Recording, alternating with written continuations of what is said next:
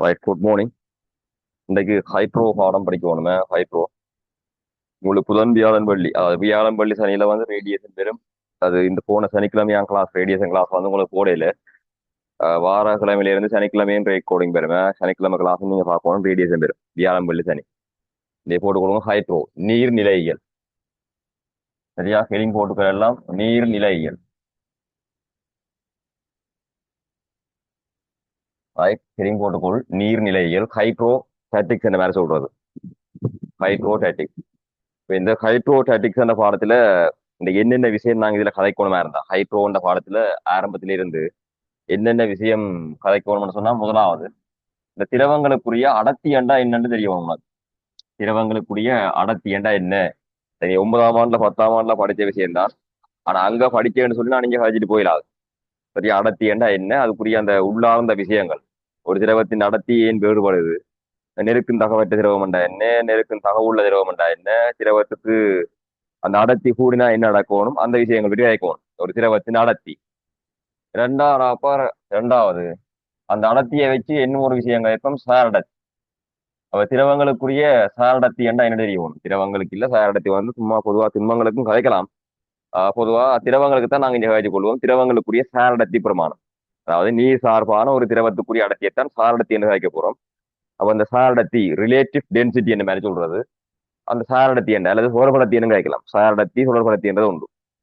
பேசிக்கல நீ படிச்சிருப்பா அழகு பரிமாணமற்ற பௌதிக கணியத்தில ஒன்று காய்ச்சிருப்பா சாரடத்தி. அப்ப அந்த சாரடத்தி என்றா என்ன, அதை வச்சு காய் பண்ற விஷயம். ரைட். மூன்றாவது கதைக்கு போகணும். சரியா, மூன்றாவது சாரடத்தி என்ற விஷயம் கதைச்சா பிறகு மிதப்பு விதி சம்பந்தமாக கேட்போம். மிதப்பு விதி இது நீ என்ன செஞ்சிருப்பாய், ஓஎல்ல சில நேரம் கேள்விப்பட்டிருப்பாய், அல்லது வேற வேற இடங்கள்ல கேள்விப்பட்டிருக்கலாம். மிதப்பு விதி என்றா அந்த பொருள் ஒன்று திரவத்துக்குள் அமர்ந்து மிதக்க, அதுக்கு நாங்க என்னென்ன மாதிரி சமன்பாடுகள் யூஸ் பண்ணலாம்ன்ற மாதிரி, அந்த பொருள் மிதக்கிறதுக்கு என்ன ரீசன் மாதிரி அதை வச்சு கூட அந்த அடிப்படை விஷயம் கொஞ்சம் கேட்போம். மிதப்பு விதி. மிதப்பு விதியும் கிட்டத்தட்ட ஆர்க்மிடிசன் தத்துவம் ஒரே மாதிரி தான். அடுத்த வகைப்பம் ஆர்க்மிடிசன் கோட்பாடு. ஆர்க்மிடிசன் தத்துவம், ஆர்க்மிடிசின் தத்துவம், ஆர்க்மிடிசன் தத்துவம். சரியா, அதில் ஆர்க்மிடிசன் கோட்பாடு வேற கேட்போம். அடுத்த விஷயம் கேட்கணும், ஆர்க்மிடிசன் தத்துவம். ரைட், ஆர்க்மிடிசன் தத்துவம் என்ற விஷயம் கதைச்சு முடிஞ்ச அடுத்த கட்டத்துல திரவ அமுக்கத்தை பற்றி கேட்கணும். திரவ அமுக்கம். சரியா, திரவ அமுக்கம் ஒரு திரவத்தால் ஏற்படுத்தப்படுற அமுக்கம் எப்படி இருக்கும், என்னென்ன திசையில திரவ அமுக்கம் வந்து உருவாக்கப்படும் என்ற மாதிரி நிறைய விஷயங்கள் இப்போ திரவ அமுக்கத்தை பற்றி நீ ஏற்கனவே கேள்விப்பட்டிருப்பாய். ஒரு திரவ அமுக்கத்துக்கான சமன்பாடு என்ன சொல்லுவா. ஒரு திரவத்தால் ஏற்படுத்தப்படுற அமுக்கத்துக்கு சமன்பாடு பைப் பிளஸ் ஹெச்4ஜி. அந்த பைப் பிளஸ் ஹெச்4ஜில பை வளிமண்டல அமுக்கம் ஏச்செண்டா அந்த திரவத்தின் உயரம், திரவத்தின் ஆழம் கூட கூட அமுக்கம் கூடும். அந்த மாதிரி நிறைய விஷயம் கழிச்சிருப்பாய். அது சம்பந்தமா அந்த பெருமானம் எப்படி வந்தது, அதை வச்சு நிறைய விஷயம் ஒப்பிட வேணும். சரியா, திரவ அமுக்கம். திரவ அமுக்கத்துக்கு அடுத்த கட்டம் ஆறாவது விஷயம் கழிப்பா நீரமானி. சரியா, நீரமானி. நீரமானி என்றது என்ன இருக்கும்னா திரவங்களின் சாரடத்தை அளக்கிறதுக்கான கருவி. அப்ப அது எப்படி உருவாக்கப்பட்டிருக்கு, அதுல அளவுடைகள் எப்படி இருக்கும், அப்ப அதை நாங்க எங்கெங்க எல்லாம் சூஸ் பண்ண போறோம்ன்ற மாதிரி அதுல சம்பந்தமா கேள்வி எல்லாம் வரும். நீரமானியை நீயே உருவாக்கலாம் ஒரு பரிசோன குழாயை பயன்படுத்தி, எப்படி என்ன மாதிரி கேட்போம் நீரமானி. சரியா, ஆறாவது. ஏழாவது விஷயம் திரவங்கள் நடத்தி ஒப்புறதுக்காக ஒரு பரிசோதனை அமைப்பு கொண்டிருக்குது, ஜூகுழாய் பரிசோதனை. சரியா, அப்ப அடுத்த விஷயம் கேட்போம் ஜூகுழாய் பரிசோதனை, திரவங்கள் நடத்தி ஒப்புறதுக்கான ஒரு கருவி. ஏழாவது. எட்டாவது விஷயம் ஜூகுழாய் பரிசோதனை மாதிரி என்ன ஒன்று இருக்கு, செயறி நாகரிவி. சரியா, ஜூகுழாய் பரிசோதனை மாதிரியே இன்னும் ஒரு செட்டப் இருக்குது, ஹேயரின் ஆய்கருவி. அதுவும் திரவங்கள் அடர்த்தியை ஒப்புற ஒரு கருவி. ஹேயரின் ஆய்கருவி ஜூகுழாய் பரிசோதனை மாதிரி தான் இது. இப்போ ஹேயரின் ஆய்கருவி என்ற மாதிரி. ரைட், எட்டாவது. ஒன்பதாவது விஷயம் பஸ்காலின் தத்துவம். பஸ்காலின் தத்துவம். சரியா, பஸ்காலின் தத்துவம். அந்த பஸ்கால் ஒரு திரவத்தில் ஏற்படுத்தப்படுற அமுக்கம் எப்படி எப்படி ஊடுகடத்தப்படும் என்ற மாதிரி நிறைய விஷயம் கதைச்சவன். அதுல ஒரு விஷயம் நாங்க இங்க கதைக்க போறோம். சரியா, பஸ்காலின் தத்துவம் ஒன்பதாவது. பத்தாவது விஷயம். சரியா, பத்தாவது விஷயம் திரவ பாய்ச்சல் வீதம் அல்லது கனவளவு பாய்ச்சல் வீதம் என்ற மாதிரி சொல்றது. திரவ பாய்ச்சல் வீதம். திரவ பாய்ச்சல் வீதம். சரியா, திரவ பாய்ச்சல் வீதம் அல்லது கனவளவு பாய்ச்சல் வீதம் என்ற மாதிரி கேட்கிறது பத்தாவது விஷயம். 11வது விஷயம் தொடர்ச்சிய சமன்பாடு.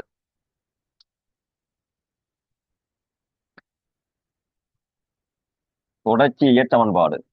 சரியா, தொடர்ச்சிய சமன்பாடுன்ற மாதிரி ஒரு சமன்பாடு இருக்குது. அடுத்த திரவ பாய்ச்சல் வீதத்தை வச்சுக்கொண்டு ஒரு சமன்பாடு இருப்பது தொடர்ச்சிய சமன்பாடு. அது எங்கெங்க எப்படி எப்படி சூஸ் பண்ணலாம்ன்ற மாதிரி இவ்வளவு விஷயம் ஹைட்ரோல இருக்குது. அவ்வளவு கதைக்க ஓடும். 12வது விஷயம் சின்ன சின்ன விஷயம் தான், நான் ஒரு ஒரு செக்ஷனாக கேட்கிறேன். 12வது பேர்னலியின் தேற்றம். இதுதான் மிக மிக முக்கியமான ஒரு விஷயம். பேர்னலியின் தேற்றம்.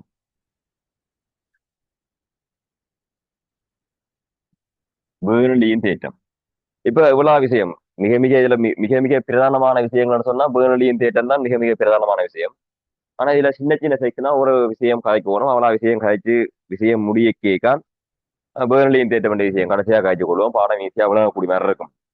ரைட், இப்ப ரிப்பீட் பேட்ச்காரருக்கு மட்டும்னு சொல்லிக்கும் முதலே பேர்னலியின் தேற்றத்தை காய்ச்சி கேள்வி செய்தா பாடம் விளங்கும். ஆனா நீ புறப்ப வச்சா இருந்தா ஓடுறா முன்னுக்கு இருந்து விழா விஷயம் கழிச்சு கொண்டு வரைக்கான் பாடம் வந்து தெளிவா விளங்கும். அப்ப அதனால நான் எல்லாருக்கும் பொருந்தக்கூடிய மாதிரி முன்னுக்கு இருந்தே இதெல்லாம் சின்ன சின்ன விஷயம் தான். இன்னைக்கு தியரியை ரிவிஷன் பண்ணி விட்டா உங்களுக்கு நாளைக்கு டியூட் வந்துடும் குரூப்ல. அந்த டியூட்ல வர கேள்வி செய்வேன். வியாழன் பள்ளி சனியப்பன் ரேடியேஷன் பாடம் ஒரு ரேடியேஷன்ல ஒரு கிளாஸ் எடுத்துட்டேன். இப்போ உங்களுக்கு வளமே அந்த ரெக்கார்டிங் அந்த ஃபைல்ல எங்க குரூப்ல வரப்போதா இருந்தா டெலிகிராம் குரூப்ல ரெக்கார்டிங் வரைக்க பலவ மாதிரி அந்த முன்னுக்கு வார அந்த ஏகே சார் அட்டெண்ட விஷயம் கட்டாயம் பெருமை. ஏன்னா அந்த ரெக்கார்டிங்ல பாஸ்போர்ட் கொடுக்கறதுக்கு கட்டாயம் என்ன செய்ய வேணும்னு சொன்னா அந்த சில சில சிம்போல்ஸ் கொடுக்க வேணும். அப்ப அதுக்காக அந்த விஷயம் போடுறேன் நான். அதை விட பின்னுக்கு ஹைட்ரோன்னு சொன்னா H போட்டு இந்தியா டேட் வரும். ரேடியேஷன் சொன்னா R போட்டு அந்த R போட்டு அங்க டேட் வரும். சரியா, ரேடியேஷன். அப்ப நீ என்ன செய்யலாம் அதுக்கேற்ற மாதிரி அந்த நம்பர் அந்த டேட்டுக்குரிய ஓர்டர் எல்லாம் இப்ப லேட்டா ஜாயின் பண்ணாக்கள் என்ன செய்யலாம்டா நீங்க ஏற்கனவே அந்த ஒரு மாதத்துக்குரிய ரெக்கார்டும் குரூப்ல இருக்கத்தானே போதும். அப்ப மேலே இருந்து பார்த்து கொண்டு வரணும். ஏன்னா அதுல ஓடுறா தான் பிறப்பு. அப்படி ஓடுற மாறி பாப்பியா இருந்தா பாடம் விளங்குறது குறைவா இருக்கும். ஓடுறா பாப்பியா இருந்தா பாடம் ஈஸியா விளங்கும். நவலா விஷயமே நான் தொடரா கொண்டு போயிருக்கேன் ஈஸியான பாடம் ஒரு சிஸ்டமேட்டிக்கா புரிவிடக்கூடிய மாதிரி இருக்கும். சரிதானே? ஆக அந்த டேட் தான் நாங்க பின்னுக்கு போடுற அந்த நம்பர். முன்னுக்கு வர விஷயம் பழமையா வரும். ஏன்றது கேபிட்டல் லெட்டர். மற்றது அட்வண்ட் வரும். ஏகே சேரன் வந்து அட்வண்ட் வரும். சேரன்றது ஸ்மால் லெட்டர் அங்கே அட்வண்ட் வந்து இப்போ நாங்கள் இன்னும் அந்த பாடத்தின் முன்னெழுத்து போட போறோம். ஹைட் ஒன்றா H போடுவேன். அடுத்த டேட் வரும். ஓகேயா, தெளிவா இருக்க ஓடும். வேற வேற ஆக்களுக்கும் தெரியப்படுத்தி அடுத்தடுத்த கிளாஸ்ல நிறைய பேர் ஜாயின் பண்ணுவீங்கன்னு யோசிக்கிறேன்னு பாப்போம். இப்ப இவ்வளோத்தையும் நோட் பண்ணுவாங்க. ஹைட்ரோல இவ்வளவு விஷயம் கிடைக்கும். ஹைட்ரோல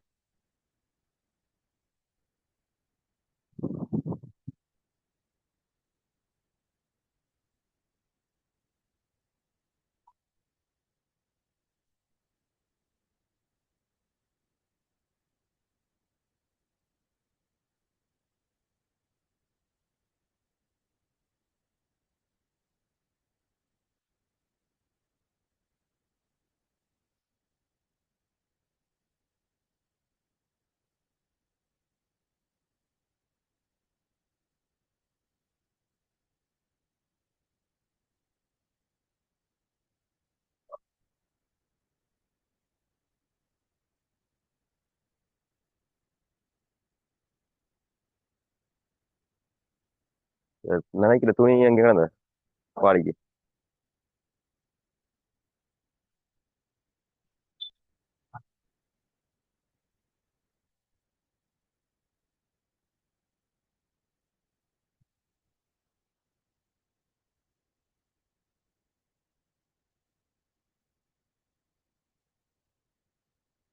ரைட், இப்ப எழுதி முடிச்சா ஹெடிங் போட்டு கொடுங்க அடர்த்தி.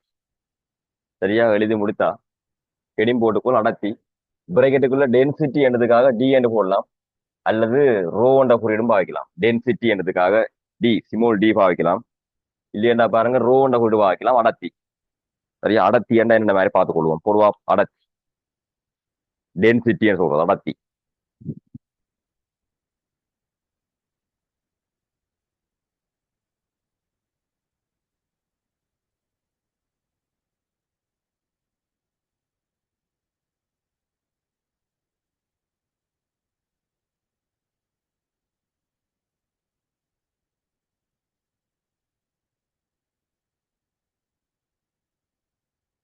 நன்றி.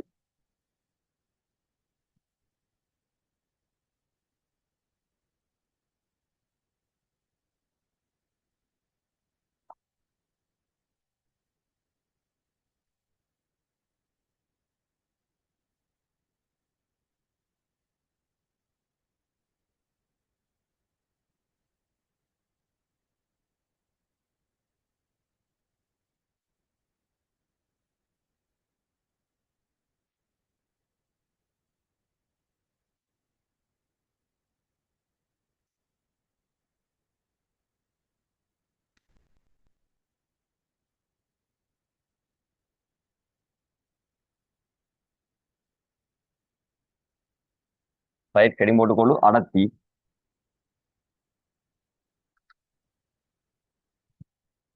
டென்சிட்டி எடுத்தால டிஎன்னு கேட்கலாம் அல்லது குறியீட்டுல ரோ இந்த மாதிரி கேட்கலாம்.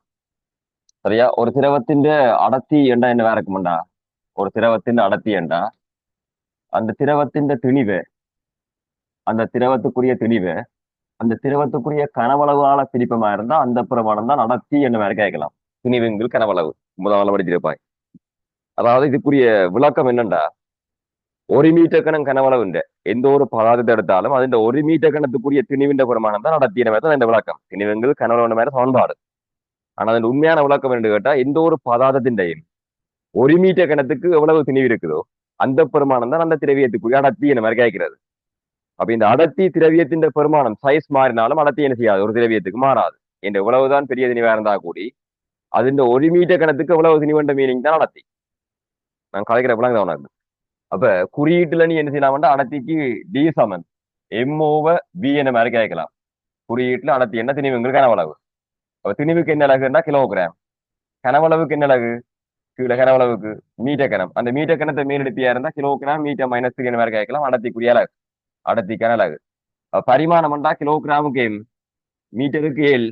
அப்ப எம்எல் மைனஸ் சரியா இருக்கும் அடர்த்திக்குரிய பரிமாணம், அடர்த்திக்குரிய பரிமாணம் கிலோகிராம் மீட்டர் மைனஸ் சரி. உதாரணமா நீரின் அடர்த்தி எவ்வளவா இருக்கும்டா 1000, நீரின் அடர்த்தி 1000 கிலோகிராம் மீட்டர் மைனஸ் சரி.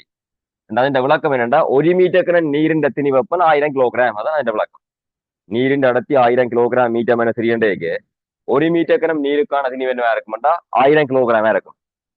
அப்போ ஒரு சென்டிமீட்டர் நீருக்கான திணிவு எவ்வளவுன்னு கேட்டா இதை வச்சுக்கொண்டு நீ கண்டுபிடிக்கலாமா இல்லையா, கண்டுபிடிக்கலாம். ஒரு மீட்டர் நீரின் தான் 1000 கிலோகிராம். சரியா? அப்ப எஸ்ஐ இலகன கதை கேட்க, எஸ்சி இலகன்னு சொன்னா இப்ப கனவளவுக்குரிய எஸ்சி இலகு மீட்டர் கணம். ஒரு மீட்டர் கணம் நீரின் நினைவு 1000 கிலோகிராம். இதுவே ரசத்தின் நடத்திய காய்க்கப்புறமா இருந்தா ரசத்தின் நடத்தி, ரசத்தின் நடத்தி என்ன இருக்குமாட்டா 13600, 13600 கிலோகிராம் மீட்டர் மைனஸ் 3 ரசத்தின் நடத்தி. என்ன விளக்கம்டா, ஒரு மீட்டர் கணம் ரசத்தின் திணிவு 13600 கிலோகிராம். என்ன கனவளவுன்ற பெருமானம் எல்லாத்துக்குமே ஒரு மீட்டர் கணம் கனவளவு எடுக்க வார திணிவு தான் அடர்த்தி நிறைய போறோம். அப்போ ஒரு மீட்டர் கணம் கனவளவுக்கான திணிவு கூடின பதார்த்தத்துக்கு அடர்த்தி கூடவா இருக்கும். புரியுதான்? ஒரு மீட்டர் கணம் கனவளவுன்ற பெருமானம் கூடின இருக்கவே இருக்க மாட்டோம், அடர்த்தின பெருமானமும் கூட இருந்திருக்க வேணும். இதுவே என்ன கேப்பம், இப்ப எண்ணெய் ஒயில் என்று போடுறேன். எண்ணெய்களுக்குரிய அடர்த்தி இப்ப தேங்காய்யா இருந்தா தேங்காய் மரணைகளுக்குரிய அடர்த்தி என்ன இருக்க மாட்டா 800 கிலோகிராம் மீட்டர் மைனஸ் சரியா இருக்கும். ஒரு மீட்டர் கணத்தின் சரிதான் அடர்த்தின் வருமானம், அது 800 கிலோகிராம் மீட்டர் மைனஸ் சரியா இருக்கும் எண்ணெய்க்குரிய அடர்த்தி. அப்ப அடர்த்தி குறைஞ்ச திரவங்களுக்கு, அடர்த்தி குறைஞ்ச திரவங்களுக்கு என்ன இருக்க மாட்டா குறிப்பிட்ட கனவளவு எடுக்க திணிவும் கூட வேற. சரியா? அடர்த்தி குறை வேண்டாம், திணிவும் குறை வேண்டும். ஒரு மீட்டர் கணத்துக்கான திணிவு குறையக்க மொத்த கனவளவுக்கான திணிவு என்ன செய்யணும், குறைய வேணும். அப்ப அந்த அடர்த்தியை தீர்மானிக்க போற ஒரு இயல்பு கேட்டா, ஒரு திரவியத்தின் அடர்த்தியை தீர்மானிக்க போற இயல்பு கேட்டா அந்த திரவங்களுக்கு இடையில வார மூலக்கூறுகளுக்கு இடையில வார நெருக்கம் அதுதான் தீர்மானிக்குது. இப்போ ஒரு மீட்டர் கணத்துல அந்த திரவத்துக்குள்ள நிறைய மூலக்கூறுகள் அம்பிட்டு இருக்குமா இருந்தா அதுக்கான திணிவு என்ன வேற இருந்திருக்கணும், கூடுதல் இருந்திருக்கணும். ஏன்னா ஒரு மீட்டர் கணத்துக்கு நெருக்கப்பட்டு கேட்க, ஒரு மீட்டர் கணத்துல கேட்க நிறைய திணிவு வருதா இருந்தா அடர்த்தி கூட, நிறைய திணிவு வரணுமா இருந்தா அதுக்குள்ள நிறைய மூலக்கூறு இருக்கணும். இந்த ஒரு பதார்த்தங்களும் மூலக்கூறு அணுக்களால் உருவாக்கப்பட்டிருக்கும். நீரெண்டா ஐரசன் ஒட்சன் இருக்கும், அதே மாதிரி ரசம் ரச மூலக்கூறு இருக்கணும். எண்ணெய் என்ற கேட்க இப்ப தேங்கானியா இருந்தா காவனேசன் ஐரோ காவன் சேரும் அனதுகள், அப்ப அதுகள் இருந்து இருக்க வேணும். மரணியா இருந்தா ஐரோ காவன் சேர் வேண்டாம் காவனேசன் இருந்திருக்கணும். அந்த மூலக்கூறுகள் நிறைய ஒரு மீட்டர் கணத்துல ஒரு தொகையான மூலக்கூறுகள் இருந்திருக்குமா இருந்தா அவைக்கு அடர்த்தி கூட இருக்கும். சரி, அப்ப அந்த ஒரு மீட்டர் கணத்துல ஒரு தொகையான மூலக்கூறு அம்பிட வேணுமா இருந்தா அது எதை தீர்மானிக்குதுன்றா அந்த மூலக்கூறுகளுக்கு இடப்பட்ட கவர்ச்சி வலிமை தான் தீர்மானிக்குது. அப்போ ஒரு திரவத்தில மூலக்கூறுகளுக்கு இடையில கவர்ச்சி வலிமை கூடவா இருந்தா அந்த மூலக்கூறு என்னவா இருக்கும், மிக நெருக்கி அடக்கப்படும். இந்த அடுத்தடுத்த மூலக்கூறு இழுத்து வச்சிருக்கும் கிட்ட கிட்ட. அப்படி அடுத்தடுத்த மூலக்கூறு மிக மிக கிட்ட கிட்ட இருந்தா ஒரு மீட்டர் கணக்கு எடுக்க அது இந்த திணிவு என்ன செய்யும் கூட வரும். உதாரணமா ரசத்தை கழிக்க ரசத்துல இருக்கிற பிணைப்பு நீ படிச்சிருப்பா கெமிஸ்ட்ரியில உலோக பிணைப்பு ஒப்பானது என்ற மாதிரி. உலோக பிணைப்பின் வலிமை கூட இல்லை, உலோக பிணைப்பின் வலிமை கூடவா இருந்தா ஒரு மீட்டர் கணத்துல நிறைய மூலக்கூறு இருக்கும். ஏன்னா நிறைய வலிமை கூடவா இருந்தா இறுக்கி அடுக்கப்படும், நெருக்கி அடக்கப்படும், படத்தி கூட வேற இருக்கு. அந்த அடர்த்தியின் தன்மையை தீர்மானிக்கிறது மூலக்கூறுகளுக்கு இடையில வர கவர்ச்சி விசை. மூலக்கூறுகளுக்கு இடையில கவர்ச்சி விசை கூடவா இருந்தா அந்த திரவியத்துக்கு அடர்த்தியின் வருமானம் கூட வேற இருக்கு. மூலக்கூறுகளுக்கு இடப்பட்ட கவர்ச்சி வலிமை குறைவா இருந்தா அடர்த்தியும் கூட வேற இருக்கு. உதாரணமா ஹைட்ரோ கார்பன் சேர்வையில காவலுக்கு மைனஸனுக்கும் இடையில லண்டன் விசாரணை காணப்பட போகுது. இப்போ கவர்ச்சி வலிமை குறைவு. கவர்ச்சி வலிமை குறையக்கு 1 மீட்டர் கணத்துல குறைஞ்ச நீர் இருக்க போது அடர்த்தியும் குறையும். நீரெடுப்பியா இருந்தா அது எங்க இருக்கும்? ஐரசமிடப்பு இருக்கும். ஐரசமிடப்புக்கு ஓரளவு வலிமை கூட. ஓரளவு வலிமை கூடவா இருந்தா 1 மீட்டர் கணத்துக்கு நிறைய மூலக்கூறு இருக்கப்பட்டிருக்கும். நிறைய மூலக்கூறு அம்புடையக்க அடர்த்தியும் கூட வேறு. ஆக அந்த அடர்த்தியை தீர்மானிக்க போறது பிணைப்பு வலிமை. இந்த பிணைப்பு வலிமை தான் அடர்த்தியை தீர்மானிக்கன்னு நீ கண்டுபிடிச்சிட்டியா இருந்தா வெப்பநிலை மாறியக்கு அடுத்த கட்டம் அந்த அடர்த்தியின் பெருமானமும் மாறும். ஏனென்றா ஒரு திரவியத்துக்கு வெப்பநிலையின் பெருமானம் கூடுதலா இருந்தா கவர்ச்சி வலிமையின் பெருமானம் என்ன செய்ய மாட்டோம்? வெப்பநிலை கூடைக்கு கவர்ச்சி வலிமையின் பெருமானம் குறையும். கவர்ச்சி வலிமையின் பெருமானம் குறையக்க மூலக்கூறுகள் விலக்கி எடுக்கப்படும். அப்ப அடர்த்தியின் பெருமானம் குறைய வரும். அப்ப அடர்த்தி ஒரு திரவியத்துக்கு ஒரு பெருமானம் தான் இருக்க போதும். வெப்பநிலை மாறினா மாறுபடும். ஆனா இப்ப நான் ஹைட்ரோன்ற பாடத்துல அந்த வெப்பநிலையோட அடர்த்திக்கு சம்பந்தமான விஷயம் எல்லாம் கதைக்க தேவையில்லை. ஆனா பிசிக்ஸ்ல கதைப்போம். எங்க கீட்ல கதைப்போம். கீட் என்ற பாடத்துல ஒரு திரவியத்தின் அடர்த்தி வெப்பநிலையோட எப்படி மாறும் வேற கதைப்போம். இங்க கதைக்க தேவையில்லை. ஆனா நீ ஏழு ஃபைனல் எக்ஸாம் எழுதிக்க எல்லா பாடம் படிச்சு தான் இருக்கணும். ஹைட்ரோவும் படிச்சிருப்பாய், ஹீட்டும் படிச்சிருப்பாய். அப்ப அதோட சம்பந்தப்பட்ட மாதிரி நீ யோசிக்க வேண்டி வரும். நான் கதைக்கிற விளங்கம் நினைக்கிறேன். இப்ப பின்னுக்கு படிப்போம். கீட் என்ற பாடத்துல ஒரு திரவியத்தின் அடர்த்திக்கான சமன்பாடு, இறுதி அடர்த்திக்கான சமன்பாடு D2 இருந்தா அது ஆரம்ப அடர்த்தியின் கீழ் 1 + γ θ மாதிரி பின்னே கேட்போம். என்ற வெப்பநிலை கூடைக்கு அது இந்த பிரிவர்ற பெருமானம் கூடும் அப்பன். அதனால திரவியங்கள் நடத்தி என்ன செய்யும் குறையும் என்ற மாதிரி பின்னுக்கு படிப்பேன்.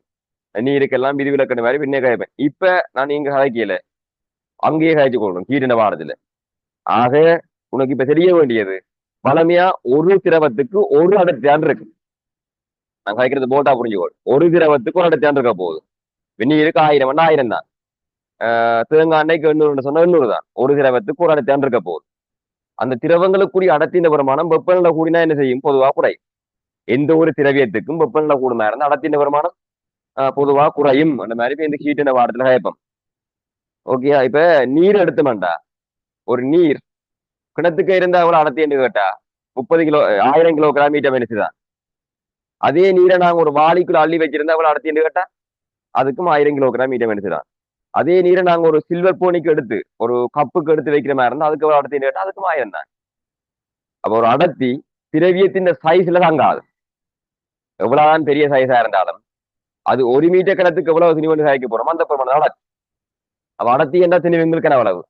அப்ப அந்த திரவியத்துக்குரிய திணிவு எவ்வளவுன்னு கேட்டா அடர்த்தின்ற பிரமாணத்தை கனவளவான பெருக்கினா திணிவின்ற பிரமாணம் இருக்கும். ஐயா D = MOV என்ன குறுக்க வரைக்கும் வச்சுதான் M = DV. ஒரு திரவியத்தின் அடர்த்தி ஏற்படுறதா இருந்தா அதை கனவளவால பெருக்கியா இருந்தா அந்த திரவியத்துக்கான மொத்த திணிவின்ற பிரமாணம் எவ்வளவுன்ற மாதிரி பார்த்துக் கொள்ளலாம். சரியா? இவ்வளவு விஷயத்தையும் முறை நோட் பண்ணி கொள்வா. அடர்த்தி என்ற விஷயம் நிறைய விஷயங்கள் வச்சிருக்கிறேன். எழுதினது கொஞ்சம் விஷயம். கதைச்ச விஷயங்களை நோட் பண்ணி கொள்ளணும். மறந்துடும். இன்றைக்கு ஞாபகம் இருக்கு, நாளைக்கு மறந்துடும். நோட் பண்ணி கொள்வா.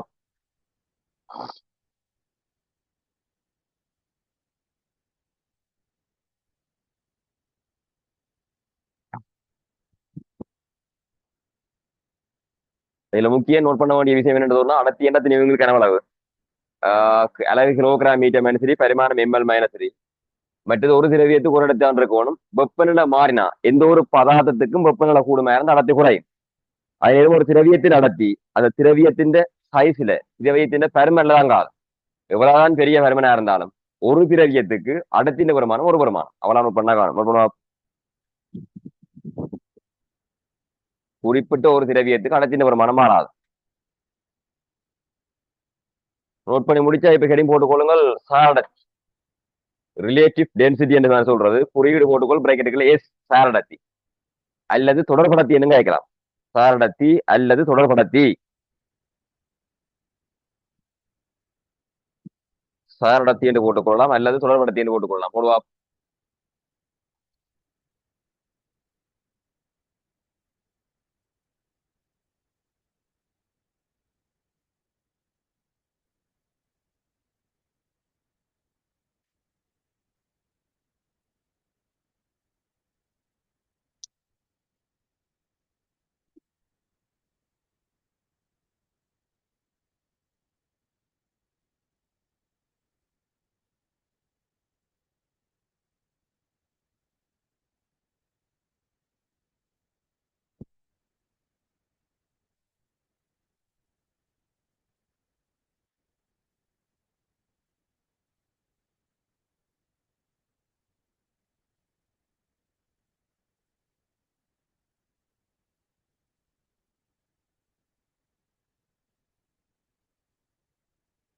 சாரடத்தி பிராக்கெட்டுக்கு குறியீடு போட்டுக்கொள் எஸ்.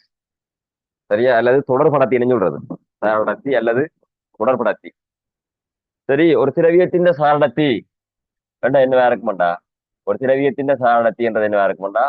அந்த பொருளுக்குரிய திணிவின் கீழ் ஒரு பொருளின் திணிவு, ஒரு பொருளின் திணிவின் கீழ் அந்த பொருளின் கனவளவுக்கான நீர் நினைவு. பொருளின் கனவளவு நீரின் திணிவு.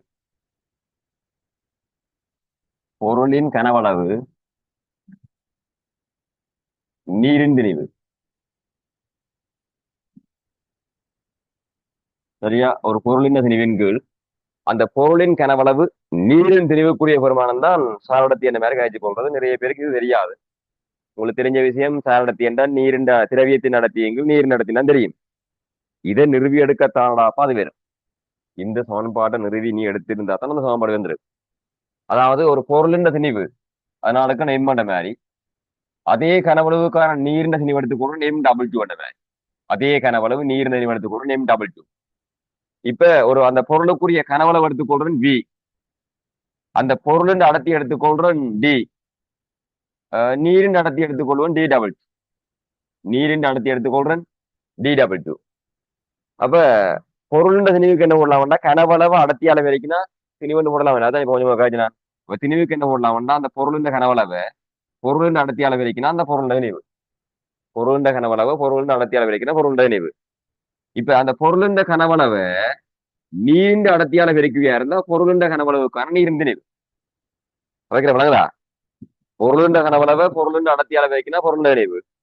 அந்த பொருளுண்ட கனவளவை நீரின் அடர்த்தியால பெருக்கினா அந்த பொருளுண்ட கனவளவுக்கு சமனான நீரின் நினைவு.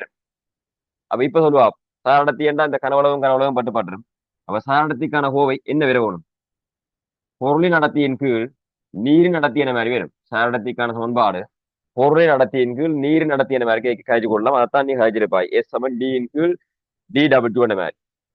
சரியா? சாரடத்தி என்றா பொருளின் அடர்த்தியின் கீழ் நீரின் அடர்த்திக்குரிய பெருமானம் தான் என்னவா இருக்கும்? சாரடத்தி என்ற மேலேயும் கிலோகிராம் மீட்டர் மைனசரி கீழேயும் கிலோகிராம் மீட்டர் மைனசரி. இப்ப சாரடத்திக்கு என்னவா இருக்கும்? அலகு பரிமாணம் இருக்காது. அலகும் இல்ல, பரிமாணம் இல்லை. மேலேயும் கிலோகிராம் மீட்டர் மைனசரி கீழேயும் கிலோகிராம் மீட்டர் மைனசரி. அலகு இல்ல, பரிமாணம் இல்லை. ஒரு அலகு பரிமாணம் இல்லாத பகுதியை கணியம் தான் சாரடத்தி. இப்ப நீருக்குரிய சாரடத்தின் பெருமானம் என்னென்னு கவனமா இருந்தா நீரின் சாரடத்தின் பெருமானம் என்றா மேல வாரது நீரின் அடர்த்தி. நீரின் அடர்த்தி எவ்வளவு?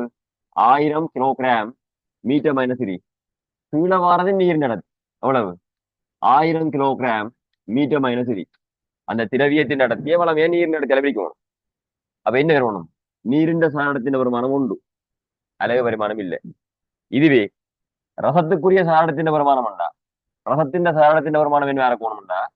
ரசத்தின் அடர்த்திடாப்ப 5600 5600 கிலோகிராம் மீட்டர் மைனசரி ரசத்தின் அடர்த்தி.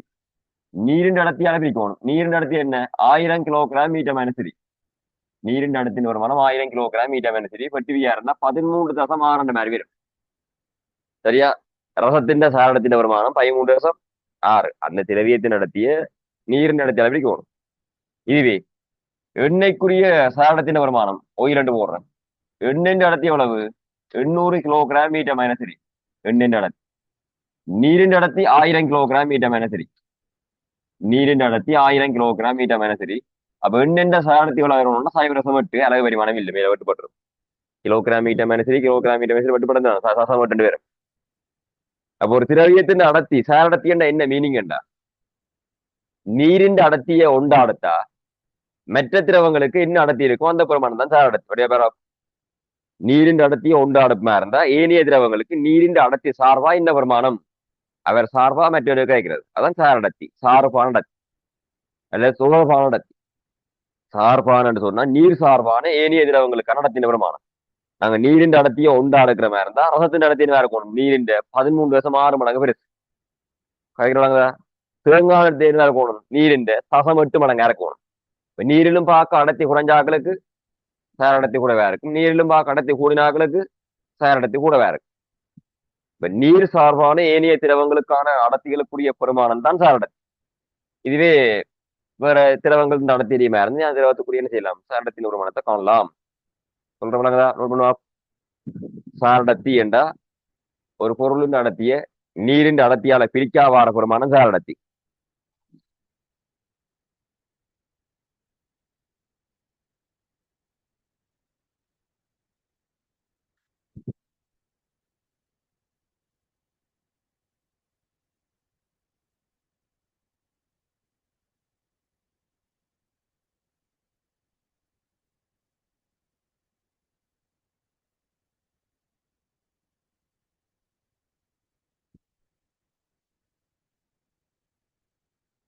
ரைட். இப்ப சில சில விஷயம். Sorry.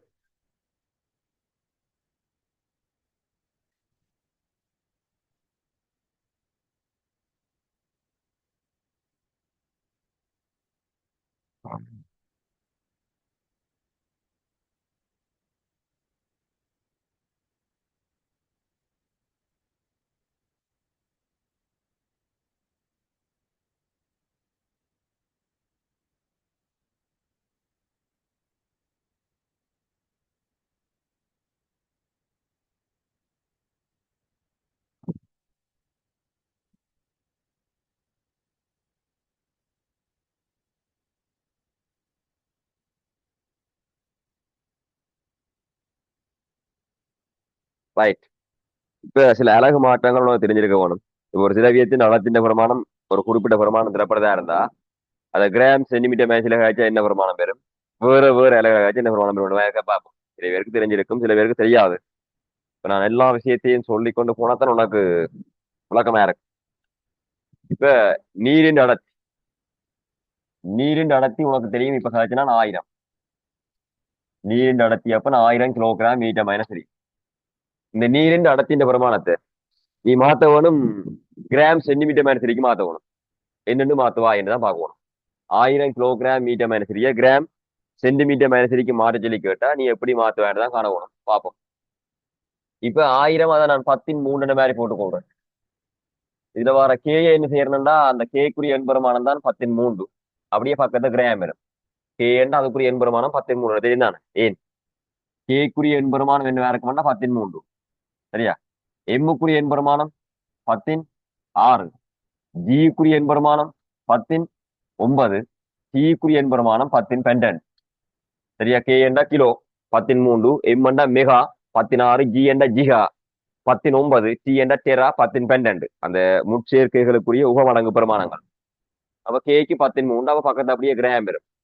மீட்டர் மைனஸ் 3 நேரத்துக்கு மாத்த வரும், சென்டிமீட்டர் மைனஸ் 3க்கு மாத்த வரும். அதாவது நாங்க மாத்த போறது வந்து கிராம் சென்டிமீட்டர் மைனஸ் 3 சரியா. மாத்த போறது கிராம் சென்டிமீட்டர் மைனஸ் 3க்கு மாத்த போறோம். Kilogram metre minus 3 gram centimetre minus 3க்கு மாத்த போறோம். அப்ப எப்படி வருமானம் வேற பாப்போம். இப்ப நான் இந்த வார மீட்டரை, இது மீட்டர் முழுவதுக்கும் -3 போடலாம் தான். முழுவதுக்கும் -3. உனக்கு தெரியும் ஒரு மீட்டர்ன்றது எத்தனை சென்டிமீட்டர்? 100 சென்டிமீட்டர் இல்லை. ஒரு மீட்டர்ன்றது 100 சென்டிமீட்டர். இப்ப இதுக்கு ஒரு மீட்டர் தான் இருக்குது. ஆனா அதை நான் சென்டிமீட்டருக்கு மாத்தினா 100 சென்டிமீட்டர் போடணும்.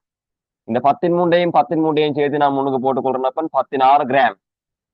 இதுல வர ஒரு மீட்டரை போட்டுக்கொள்வோம் 12 சென்டிமீட்டர்.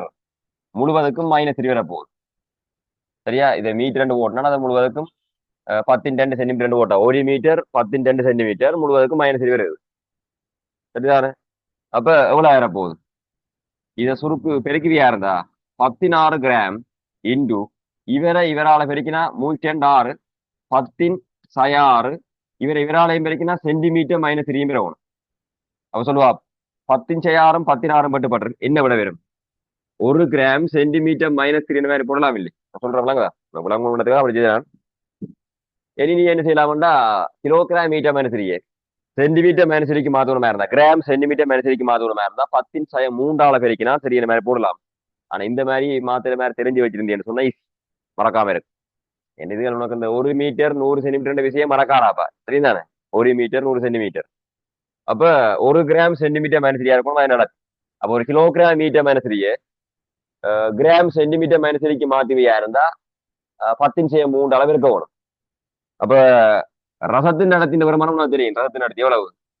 13,600 கிலோகிராம் மீட்டர் -3 ரசத்தின் நடத்தி.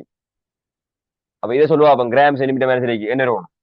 13.6 6 கிராம் சென்டிமீட்டர் மைனஸ் வரும். 13.6 கிராம் சென்டிமீட்டர் மைனஸ் இதை என்ன நான் மாத்தின மாதிரி நீ திருப்பி மாத்தி பேர வீட்டுல இதே பேர் எண்ணெய் அடர்த்தி.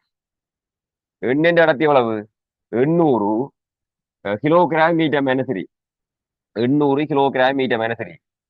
அப்ப இந்த பிரமாணத்தை கிராம் சென்டிமீட்டர் மைனஸ் சொல்லுவா. சைவ ரசம் 8 கிராம் சென்டிமீட்டர் மைனஸ் இருக்கும். அப்ப இதுல என்ன பிரச்சனைண்டா, ஒரு திரவியத்தின் கிராம் சென்டிமீட்டர் மைனஸ் வர நடத்தி അതിന്റെ സാരടത്തി പ്രമാണവും എന്നെ ആരക്കോണം സമൻ. ഇപ്പൊ നീരിന്റെ സാരടത്തി ഉണ്ട്, അതിന്റെ ഗ്രാം സെന്റിമീറ്റർ മൈനസ് പ്രമാണം ഉണ്ട്. രസത്തിന്റെ സാരടത്തി 13.6, അതിന്റെ ഗ്രാം സെന്റിമീറ്റർ മൈനസ് പ്രമാണം 13.6. അത് മാറ്റം തേങ്ങാണ്ടായി. அப்போ ஒரு திரவியத்தின் சாரடத்தி பிரமாணம் பண்றது അതിന്റെ கிராம் சென்டிமீட்டர் மைனஸ் பிரமாணத்துக்கு சமனம் இல்லையே, அப்படிலாம் ஞாபகம் வச்சிருக்கலாம் ஈஸியா. ஓகே, இதுவே இன்னொரு மாத்துவோம். நீரின் அடர்த்தியை நீரின் அடர்த்தியை நீரின் அடர்த்தியை கிலோகிராம் மீட்டர் மைனஸ் ஒன்னுக்கு மாத்துவோம். நீரின் அடர்த்தி வந்து 1000 கிலோகிராம் மீட்டர் மைனஸ். இதனால இப்ப மாத்த போறோம் கிலோகிராம் லீட்டர் மைனஸ் ஒன்னுக்கு மாத்துவோம். நீரின் அடர்த்தியை கிலோகிராம் பெர் லிட்டருக்கு மாத்தணும். எப்படி மாத்தலாம்னு பார்ப்போம். சரியா, நீரின் அடர்த்தியை கிலோகிராம் பெர் லிட்டருக்கு மாத்தினா எப்படி மாத்திக்கொள்ளலாம்னு பார்ப்போம். அவனி 1000 போட்டுக்கொண்டோம் 13 கிலோகிராம் பெர் லிட்டருக்கு தான் மாத்தணும். அப்ப முன்னுக்கு இருக்கிற கிலோகிராம் அப்படி இருக்கு, கிலோகிராம் பெர் லிட்டருக்கு தான் மாத்தணும். ரைட். இதுல வர மீட்டர் கணம், மீட்டர் கணத்தை முழுவதுக்கும் -1 போட்டுக்கும். மீட்டர் கணம் போட்டா மேல -1 போட்டா மீட்டர் மைனஸ் 2 பேரும். உனக்கு தெரிஞ்சிருக்கும் இப்படி ஒரு அழகு என்ன சொன்னா 16 மில்லி லிட்டர் அல்லது 16 சென்டிமீட்டர் கணம். 16 சென்டிமீட்டர் கணம்ன்றது என்ன இருக்குமாண்டா 16 மில்லி லிட்டரா இருக்கு தெரியுமா? 16 சென்டிமீட்டர் கணம்ன்றது அப்ப 16 மில்லி லிட்டர். இந்த 16 மில்லி லிட்டர் பிரமாணம் என்ன இருக்குமாண்டா 13 லிட்டரா இருக்கு. 13 லிட்டர். இந்த லிட்டரும் டெசிமீட்டர் கணமும் என்ன இருக்குமாண்டா சமன். 13 டெசிமீட்டர் கணம் கேட்கலாம். கெமிஸ்ட்ரியில இந்த அளவு வெளிப்பட்டிருப்பாய். டெசிமீட்டர் கணம் லிட்டரும் டெசிமீட்டர் கணம் ஒன்றுதான். சரியா, 13 லிட்டர் என்ற பிரமாணம் தான். 13 லிட்டர் என்ற பிரமாணம் தான் 1 மீட்டர் கணம். சரிதான், 13 லிட்டர் என்ற பிரமாணம் தான் 1 மீட்டர் கணம். இந்த அளவுகள் தெரிஞ்சிருக்க ஓடும் அளவு மாற்றம். சரியா, இளவுல பொறுத்த மாட்டல. சென்டிமீட்டர் கணம்ன்றது அவ்வளவு மீட்டருக்கு சமன். லிட்டர்ன்றது வந்து டெசிமீட்டர் கணத்துக்கு சமன். 13 லிட்டர் தான் ஒரு மீட்டர் கணம். இது நான் லிட்டருக்கு தான் மாத்தணும். இப்போ மீட்டர் கணத்தை லிட்டருக்கு மாத்தணுமா இருந்தா 1 மீட்டர் கணம் எத்தனை லிட்டர்? 1 மீட்டர் கணம் 13 லிட்டர். இதுல 13 கிலோகிராம் இருக்குது. 1 மீட்டர் கணம்ன்றது என்ன இருக்கும்னா 13 லிட்டர் முழுவதுக்கும் -1 இருக்கும். உள்ள பெருக்கலையில 10 பேரும் இது லிட்டர் -1 பேரும். சரியா, அப்ப சுருக்கி பாரா இந்த 13 இதுல வர 10 மட்டுப்பட்டுரும். அப்ப என்ன விட வரும்? 1 கிலோகிராம் லிட்டர் -1. இப்ப நீரின் அடர்த்திய கிலோகிராம் லிட்டர் -1க்கு மாத்திவியா இருந்தா 1 கிலோகிராம் லிட்டர் -1 வரும். கதைக்கிறவங்க அந்த -1 13 வரைக்கும் 10 பேரும். அப்படி லிட்டர் -1 வரும். அதாவது 1 லிட்டர் தண்ணின் தண்ணி 1 கிலோகிராம். அப்படி வச்சாலும் சரி, 1 லிட்டர் தண்ணின் தண்ணி வந்து 1 கிலோகிராம். அப்ப 1 கிலோகிராம் மீட்டர் -3 கிலோகிராம் பெர் லிட்டருக்கு மாத்திரத்துக்கும் 10 வரைக்கும் தான் அந்த அளவு மாறுமன்ற மாதிரி ஞாபகம் வச்சுதான் சரி. அப்ப சாரடத்தி பெருமானம் பண்றது கிலோகிராம் பெர் லிட்டருக்கு என்ன இருக்கும்? சமனா இருக்குமே இல்லை, மிச்சத்தை யோசிச்சு பாரு தானே. அப்ப சாரடத்தி பெருமானம் கிராம் சென்டிமீட்டர் -3 நடக்க போகுது. கிலோகிராம் பெர் லிட்டருக்கு நடக்க போகுது, சமனா இருக்க போகுது. ரைட். இந்த மாதிரி எல்லாம் ஞாபகம் வச்சிருந்தா சில எம்சிக்கு செய்யறதுக்கு ஈஸியா இருக்கு, வசதியா இருக்கு, குயிக்கா செய்யலாம். சாரடத்தி பெருமானம் பண்றது கிலோகிராம் பெர் லிட்டருக்கு சமன். அதே நேரம் கிராம் சென்டிமீட்டர் -3 பெருமானத்துக்கு நடக்க போகுது. சரியா, கிலோகிராம் பெர் லிட்டருக்கு மாத்திரத்துக்கும் கிராம் சென்டிமீட்டர் -3 பெருமானத்துக்கு மாத்திரத்துக்கும் கிலோகிராம் மீட்டர் -3 10⁻³ எப்ப வரைக்கும் வரும். நோட் பண்ணுவா பண்ணாது, நிறைய விஷயம் காய்ச்சிட்டு நோட் பண்ணுவா.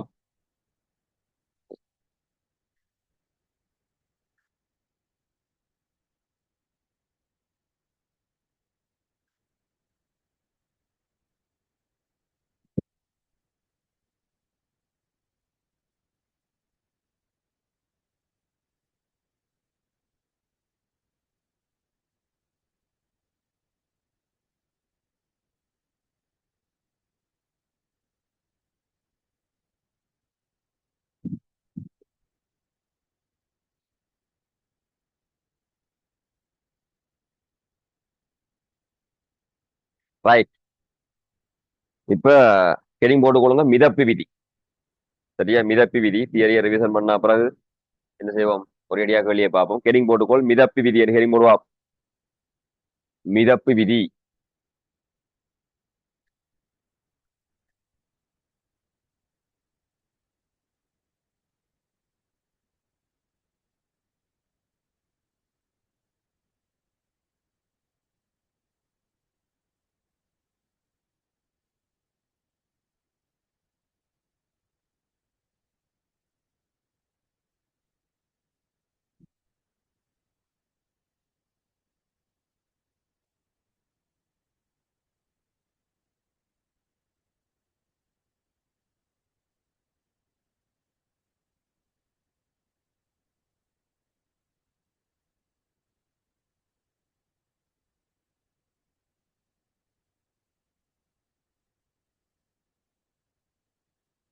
மிதப்பு விதி என்ன மாதிரி ஹெடிங் போட்டுக்கோம்.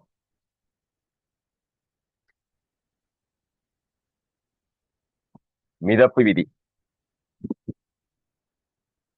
ரைட். ஒரு பொருள் ஒரு திரவத்துக்கு முற்றாக அல்லது பகுதியாக அமர்ந்து மிதக்க தான் மிதப்பு விதியை பற்றி கேட்போம். சரியா? ஒரு பொருள் ஒரு திரவத்துக்குள்ள மிதக்குதா இருந்தா அது முற்றாக மிதக்கலாம், இல்லையென்றா பகுதியாக மிதக்கலாம். சரியா? அமிழ்ந்து அடியில போய் இழிக்கப்படாது, மிதக்க வேணும் கட்டாயம். மிதக்குதா இருந்தா ஒன்றில் முற்றாக அமிழ்ந்து மிதந்தாலும் பரவாயில்லை, அல்லது பகுதியா கொஞ்சம் விலகுமே கொஞ்சம் மேல இருந்தாலும் பரவாயில்லை, அல்லது முழுமையா அமிழ்ந்திருந்தாலும் கலைக்கலாம். அதனால இந்த திரவம் என்ன இருக்கும்னா நெருக்கின் தகவு ஏற்ற திரவமா இருக்கும். நெருக்கின் தகவு ஏற்றது. அது என்ன நெருக்கின் தகவு ஏற்றதுன்றா இந்த திரவம் நசிபடுற தன்மை இல்லாம இருக்கும், அமர்த்துப்படுற தன்மை இல்லாம இருக்கும். பஞ்சு மாதிரி நாங்க பொருளை போடைக்க திரவம் வந்து நசிபடக்கூடாது. வளமையா எல்லா திரவங்களுக்கும் நசிபடுற தன்மை கொஞ்சம் கொஞ்சம் இருக்கு. அதை நாங்க வளமையா இல்லைன்னு போட்டு தான் கேள்வி செய்யறது. நசிபடுற திரவம் இருக்குதா இருந்தா இந்த பொருளை போடைக்க திரவம் நசிபட்டு என்ன இருக்கும்னா கீழே இருக்கிற திரவம் நசிபடைக்க அந்த கீழே இருக்கிற திரவத்துக்குரிய அடுத்தின் வருமானம் என்ன செய்யும்? கூட வலிக்கிடும். நசிபட்டா கூடும். அல்லது நீ ஒரு திரவத்தை ஒரு மிகப்பெரிய உயரமான பாத்திரத்துக்குள்ள வச்சிருந்தா மேல இருக்கிற திரவம் நசிபடாது, பாத்திரத்தின் அடியில் இருக்கிற திரவம் என்ன செஞ்சிருக்கும்? அதுக்கு மேல வார திரவங்களால் நசிபடும் இல்லை. நசிபடையக்க ஒரு மீட்டர் கணத்துல வார திணிவு அடியில் என்ன இருக்கு? கூட வேற ஒரு மீட்டர் கணத்துல வார திணிவு தானே அடர்த்தி. அப்ப மேல இருக்கிற திரவத்துக்கு அடர்த்தி குறைவாகவும் கீழே இருக்கிற திரவத்துக்கு அடர்த்தி என்னவாம் இருக்க போகுது? கூடவாம் இருக்க போகுது தான் வரப்போகுது. இது இப்ப திரவன் நசிபடுற தன்மை இருந்தா. திரவன் நசிபடாத தன்மை இருக்குமா இருந்தா மேல இருக்கிற திரவத்துக்கும் கீழே இருக்கிற திரவத்துக்கும் ஒரே திரவமா இருந்தா இப்ப நீர் என்ன முழுமையா நீர். ஒரு பாத்திரத்துக்கு முழுமையா நீர் நிக்கிறதா இருந்தா மேல நீர் நின்றாலும் கீழே நீர் நின்றாலும் அடர்த்தி என்ன? 1000 கிலோகிராம் மீட்டர் மெரிச்சு தான் காய்க்க போறோம். ஆனா உண்மையும்படி திரவங்களுக்கு ஒரு நசிபடுற தன்மை கொஞ்சம் கொஞ்சம் இருக்குது. அதனால திரவ மேற்பரப்பில் இருக்கிற திரவத்தின் நடத்திலும் பார்க்க திரவ மேற்பரப்புக்கு அடியில வார திரவத்தின் நடத்தி என்ன இருக்க மாட்டா கொஞ்சம் கூட பார்த்தான் இருக்கும். நீ இப்ப கடல் எடுத்துக்கொள், கடல் மிகப்பெரிய ஆழமான கடல் எடுத்துக்கொள்வியா இருந்தா கடலின் மேற்பரப்பில் இருக்கிற நீர் நடத்திலும் பார்க்க கடலின் அடியில இருக்கிற நீர் நடத்தி என்ன இருக்குன்னு சொல்லுவா? கூட வேற ஏன்னா கொஞ்சம் நசிபடுற தன்மை இருக்குது. கிணத்துக்கு எடுத்தா கூடி கிணத்தின் மேற்பரப்பில் இருக்கிற நீர் நடத்திலும் பார்க்க கிணத்தின் அடியில இருக்கிற நீர் நடத்தி கொஞ்சம் கூட பார்த்தான் இருக்கும். கொஞ்சம் நசிபடுற உங்களுக்கு இருக்கும். ஆனா நாங்க அந்த நசிபடுற தன்மை இல்லையென்று வச்சுக்கொண்டுதான் கேள்வி செய்ய போறோம். கொஞ்சம் தான் இருக்குமா புறக்கணிக்கிறோம். நெருக்கும் தகவேற்றது விளங்க சொல்றது. என்ன வளமையா அடர்த்தி கூட நேரம் தான் கீழடிக்கும். தேங்காய் எண்ணெய் நீரையும் ஒரு பாத்திரத்துக்கு எடுத்து விட்டா இந்த திரவம் கீழடிக்கும். தேங்காய் எண்ணெயா நீரா? தேங்காய் எண்ணெய்க்கு 800 கிலோகிராம், 800 கிலோகிராம் மீட்ட மாதிரி சரி, நீருக்கு 1000 கிலோகிராம் மீட்ட மாதிரி சரி, எது கிரணிக்கும்? அடர்த்தி கூடின நீர் தான் கிரணிக்க போகுது. அப்ப அடர்த்தி கூடின திரவம் தான் கிரணிக்கிறதா இருந்தா அப்ப ஒரே திரவமா இருந்தா கூடி அடர்த்தி கூடினா நான் கீழே நின்றுக்க வேணும். அப்ப அதனால ஒரு நசிவர்ற தன்மை இருக்கு திரவங்களுக்கு கேட்க வேணும். கடலுக்கு எடுத்தா கூடி கடலின் அடியில அடர்த்தி கூடின கடல் நீர் தான் நிக்க போகுது. ஆனா வளமையா நாங்க அதை கதைக்க மாட்டோம். நெருக்கும் தகவற்ற கேட்போம். இந்த திரவம் நெருக்கும் தகவற்றது. நெருக்கும் தகவற்ற திரவம். அப்ப நெருக்கும் தகவற்ற திரவத்துல ஒரு பொருள் பகுதியா அல்லது முற்றாக அரைவாசி அமிழ்ந்தாலும் பரவாயில்ல, முழுமையா அமிழ்ந்தாலும் பரவாயில்ல, பகுதியா அல்லது முற்றா அமிழ்ந்து கேட்க அந்த பொருள் இடம்பெயர்க்கிற திரவத்தின் நிறைந்த பிரமாணம். பொருள் இடம்பெயர்க்கிற திரவத்தின் நிறை அந்த பொருள் நிறைக்கு என்னவா இருக்கும்? சமனா இருக்கணும். அதாவது மிதப்பு விதின்றது. சரியா? மிதப்பு விதி. மிதப்பு விதி என்றது என்னவா இருக்கும்டா பொருளின் நிறை, பொருளின் நிறைந்த வருமானம் இடம்பெயர்க்கப்பட்ட பாயின் நிறைந்த வருமானம் சொல்ல.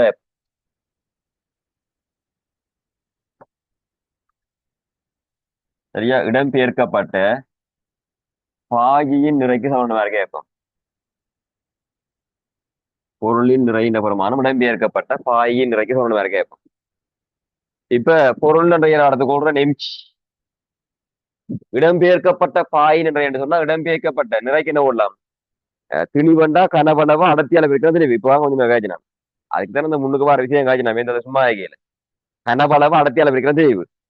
திணிவ ஜியாலயம் பெருக்கின என்ன நிறை. அப்ப நாளைக்கு இந்த பொருளுக்குரிய மொத்த கனவளவுன்ற பெருமானம் எடுத்துக்கொள்றேன் வி. இந்த பொருளின் அடர்த்தி எடுத்துக்கொள்றேன் டி. திரவத்தின் அடர்த்தி எடுத்துக்கொள்வோம் ரோ. இந்த பொருள் திரவத்துக்குள்ள அமுலைக்கு அந்த அமிழ்ந்திருக்கிற கனவளவு எடுத்துக்கொள்றேன் வி நோட் மாதிரி அல்லது வி டேஸ் எடுத்துக்கொள்வோம். அமிழ்ந்திருக்கிற கனவளவு வி டேஸ். இந்த இவ்வளவு கனவளவு வி டேஸ். அப்ப பொருள் அந்த இடம்பெயர்க்கப்பட்ட கனவளவு வி டேஸ திரவத்தின் அடர்த்தி ஆலயம் பெருக்கி ஜி ஆலயம் பெருக்குவியா இருந்தா என்ன வேணும்? இடம்பெயர்க்கப்பட்ட பாயினன்றை. சரியா? இவ்வளவு கனவளவை ரோ ஆலயம் பெருக்கி ஜி ஆலயம் பெருக்கினா இடம்பெயர்க்கப்பட்ட பாயினன்றை வரும். அதுக்கு அப்ப பொருள் இடம்பெயர்க்கப்பட்ட பாயினன்றை மாதிரி காய்ச்சி கொள்ளலாம். இப்ப இதுல வர ஜியையும் வேண்டாம் ஜியையும் பட்டி விட்டா பொருளுண்ட நினைவுக்கு பொருளுண்ட மொத்த கனவளவு பொருளுண்ட அடர்த்தியால பெருக்கினா என்ன வரும்? பொருள் நினைவு வரும். அடர்த்தினா திணிவுங்கள் கனவளவு. அப்ப திணிவண்டா பொருளுண்ட கனவளவை அடர்த்தியால பெருக்கினா திணிவு. இந்த பெருமானம் என்னவா இருக்குமாண்டா வி டேஷ் இன்டு ரோவுக்கு என்னவா இருக்கும்? சமன். அப்ப ஒரு பொருள் ஒரு திரவத்தில் அமிழ்ந்து மிதக்கிறதா இருந்தா அந்த பொருளுண்ட கனவளவு அடர்த்தியால இருக்கிற பெருமானம் இடம்பெயர்க்கப்பட்ட கனவளவை திரவத்தின் அடர்த்தியால இருக்கிற பெருமானம் என்னவா இருக்க வேணும்? சமனா இருக்க வேணும். கதைக்கிற வழங்குதா? இதான் ஆக்டிவிட்டி. பொருளின் சமன் இடம்பெயர்க்கப்பட்ட பாயினன்றை. இது பொருளுண்ட மொத்த கனவளவு பொருள் அடர்த்தி. இது இடம்பெயர்க்கப்பட்ட பாயின கனவளவு. இது இடம்பெயர்க்கப்பட்ட பாயின பாயினிகாகி திரவம். பாகி என்று கழிக்கிறது. எதுகள் நாங்க பாகி என்ன மாதிரி கயப்போம்டா திரவத்தையும் கழிக்கலாம் வலியையும் கழிக்கலாம். சரியா? திரவத்தையும் கழிக்கலாம் வலியையும் கழிக்கலாம். பாகி என்ன மாதிரி திரவம் கழிக்கலாம் வலி பாகி. அப்ப வி இன்டு டி சமன் வி டேஷ் இன்டு ரோண்டு ஆயிடுச்சா. இப்ப வீலும் பார்க்க வி டேஷ் என்னவா இருக்குன்னா குறைவு. அதாவது இப்ப அவனி டீன்ற பெருமானம் ரோவுன்ற பெருமானத்திலும் பார்க்க குறைவா இருந்தா திரவத்தின் நடத்திலும் பார்க்க பொருள் நடத்தி வந்து குறைவா இருந்தா ரெஜிபோ மாதிரி மரம் மாதிரி பொருளா இருந்தா சக்கைய மாதிரி பொருளா இருந்தா அல்லது ஒரு சின்ன ஒரு மிதக்கிற பொருளா இருந்தா பிளாஸ்டிக் பொருளா இருந்தா திரவத்தின் இடத்திலும் பார்க்க நீரின் இடத்திலும் பார்க்க அந்த பொருளுக்குரிய இடத்து குறைவு. நீருக்குள்ள ஒரு ரெஜிபோம் என்ன செய்யும் இதாக்கும். நீருக்குள்ள ஒரு மரக்குத்தி என்ன செய்யும் இதாக்கும். திரவத்தின் இடத்திலும் பார்க்க நீர் நடத்தி சாரி நீரின் இடத்திலும் பார்க்க அந்த பொருள் நடத்தி குறைவா இருந்தா ரோவிலும் பார்க்க டி குறைவா இருந்தா ரோவிலும் பார்க்க டி குறைவா இருந்தா இங்க வி கூடவா இருக்கு. பொருளுண்ட கனவளவு தான் கூடவா இருக்கும். இடம்பெயர்க்கிற கனவளவும் பார்க்க. சரி எப்படியா ஒரு கேஸ் இருந்தா இப்படி ஒரு கேஸ் இருந்தா வி தான் கூடவா இருக்கும். இதிலும் பார்க்க வி டேஸ். அப்ப அவர் அமிழ்ற கனவளவு பொருளுண்ட கனவளவுலும் பார்க்க கொஞ்ச கனவுல தான் வந்து இருப்பார். பொருளுண்ட கனவளவு பெருசா இருக்கும். இடம்பெயர்க்கிற கனவளவு என்ன வேற இருக்கும். கூட வேற அடர்த்தி குறைஞ்ச திரவத்திலும் பார்க்க அடர்த்தி குறைஞ்ச பொருளை நாங்க திரவத்துக்குள்ள கூடைக்கு அந்த பொருள் முற்றாமலாது கொஞ்சம் அவளும் கொஞ்சம் வழியில நிற்கும். இதெல்லாம் புரிஞ்சு கொள்ளலாம். இதெல்லாம் சின்ன சின்ன விஷயம் தான். புரிஞ்சு கொள்வியா இருந்தா பாடம் படிவா படிக்கலாம் பஞ்சிப்படாம். இதே மாதிரி டீன்ற பெருமானம் ரோவுக்கு சமனா இருந்தா டீன்ற பெருமானம் ரோவுக்கு சமனா இருந்தா என்ன இருக்கணும்? இதுக்கும் சமனா இருந்தா இவரும் சமனா இருக்கணும். வி சமன் வி டேஸா இருக்கணும். அப்ப என்ன இருந்திருக்கும்? வீண்ட பெருமானம் வி டேஸுக்கு சமனா இருக்கணும். இப்ப வீண்ட பெருமானம் வி டேஸுக்கு சமனா என்ன மீனிங் சொல்லுவா?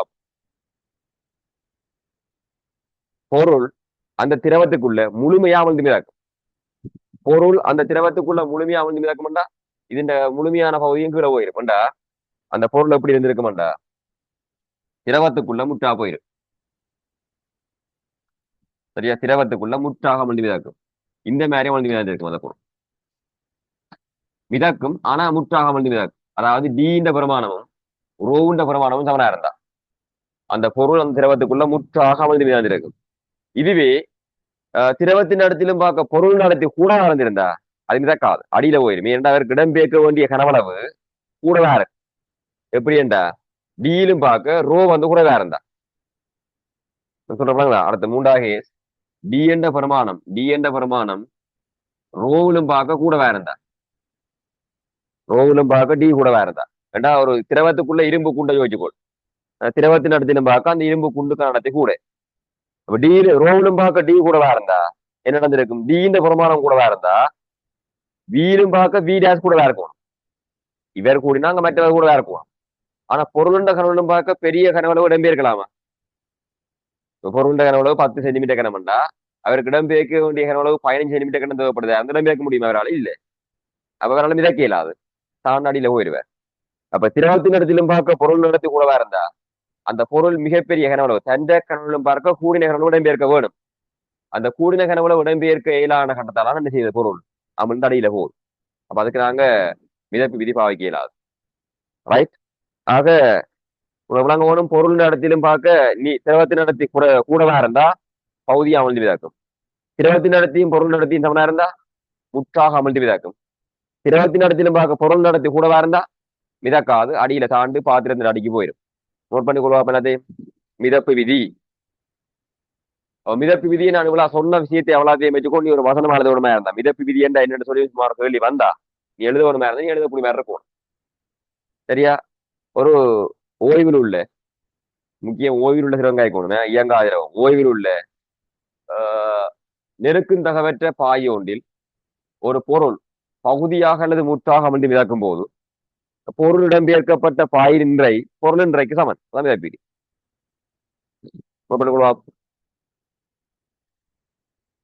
சரியா? ஓய்வில் உள்ள திரவம்ன்றது முக்கியம். ஓய்வா இருக்கிற திரவங்கள்லாம் கேட்கலாம்.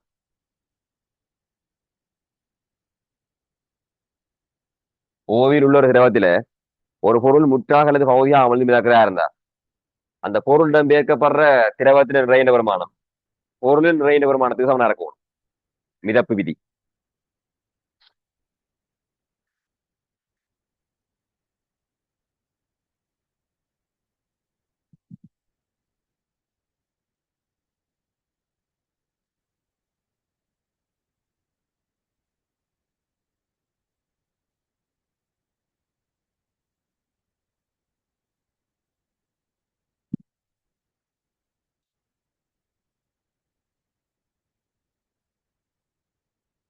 ரைட். அப்ப இது மிதப்பு விதி. இப்ப நான் சுமார் மிதப்பு விதியோட சம்பந்தப்பட்ட மாதிரி ஒரு சின்ன விஷயங்கள் இப்போ அழிக்க புறம் போட்ட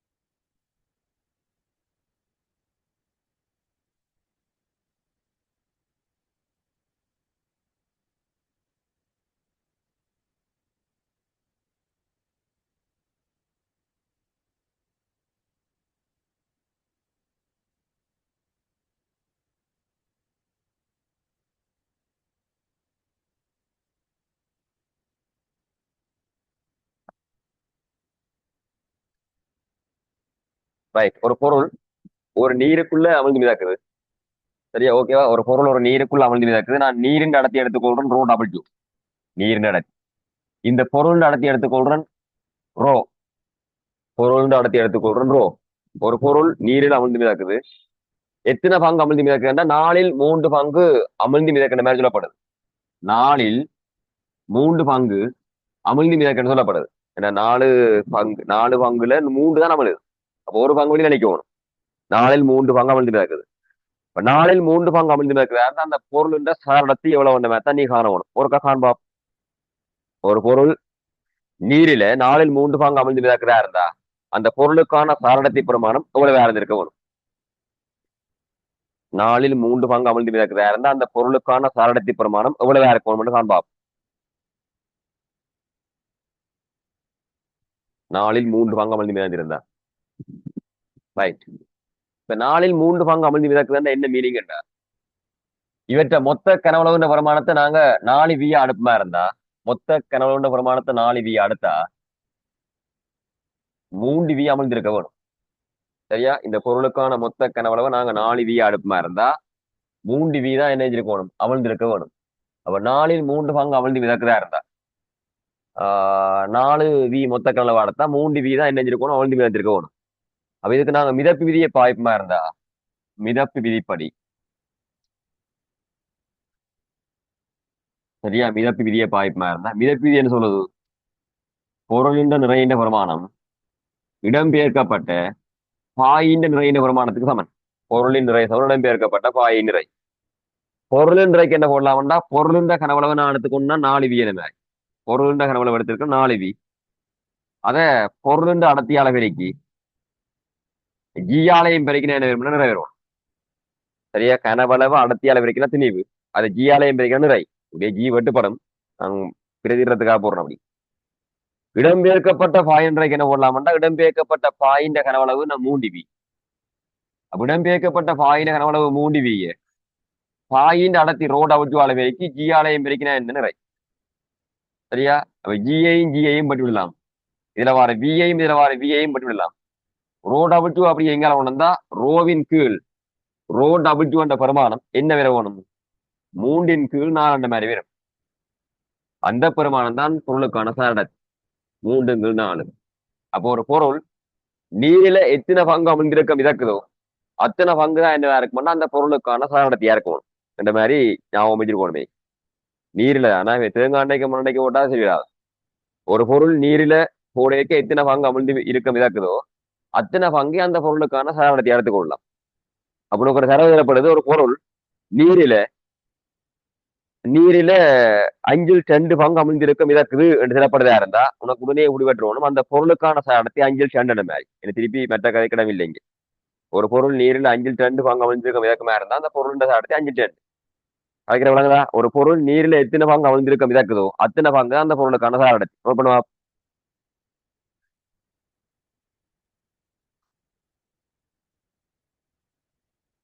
ஒரு பொருள் நீரில எத்தனை பங்கு அமிழ்ந்திருக்க மிதக்குதோ அத்தனை பங்கு அந்த பொருளுக்கான சாரடத்தை அறிஞ்சிருக்க வேணும்.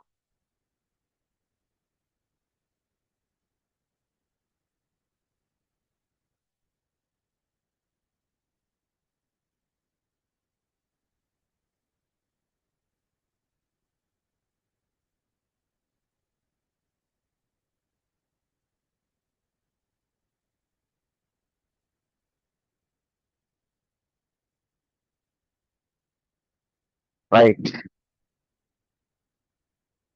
இப்ப ஹெடிங் போட்டுக்கொள்ளு ஆர்க் மெடிசின் தத்துவம். சரியா ஹெடிங் போட்டுக்கொள்ளு ஆர்க் மெடிசின் தத்துவம். ஆர்க் மெடிசின் தத்துவம். ரைட். ஆர்க் மெடிசின் தத்துவமும் கிட்டத்தட்ட மிதப்பு விதியும் கிட்டத்தட்ட ஒரே மாதிரி தான். ஒரு பாப் ஆர்க் மெடிசின் தத்துவம்.